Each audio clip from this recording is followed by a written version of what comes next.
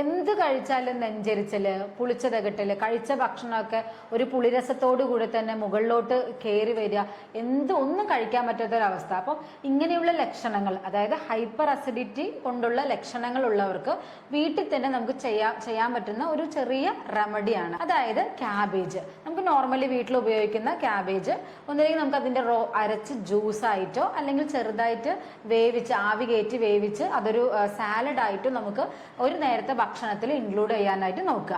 കാരണം ഈ ക്യാബേജിൽ L-ഗ്ലൂട്ടാമിൻ എന്ന് പറഞ്ഞൊരു അമിനോ ആസിഡ് ഉണ്ട്. ഈ അമിനോ ആസിഡും അതേപോലെ തന്നെ മീഥൈൽ മെഥിയോണിൻ എന്ന് പറഞ്ഞൊരു കണ്ടന്റ് ഉണ്ട്. ഇത് രണ്ടെണ്ണവും നമ്മുടെ വയറിൽ ഉണ്ടാവുന്ന അൾസർ, ഗ്യാസ്ട്രൈറ്റിസ് ഒക്കെ മാറാനായിട്ട് വളരെയധികം ഹെൽപ്പ് ചെയ്യും. അതുപോലെ തന്നെ നമ്മുടെ വയറിന്റെ ഉള്ളില് കോശങ്ങൾക്ക് ഉണ്ടാവുന്ന ഡാമേജ് അതൊക്കെ മാറ്റി റിപ്പയർ ചെയ്യാനായിട്ട് വളരെയധികം ഹെൽപ്പ് ചെയ്യുന്ന ഒന്നാണ് ഈ ക്യാബേജ് എന്ന് പറയുന്നത്.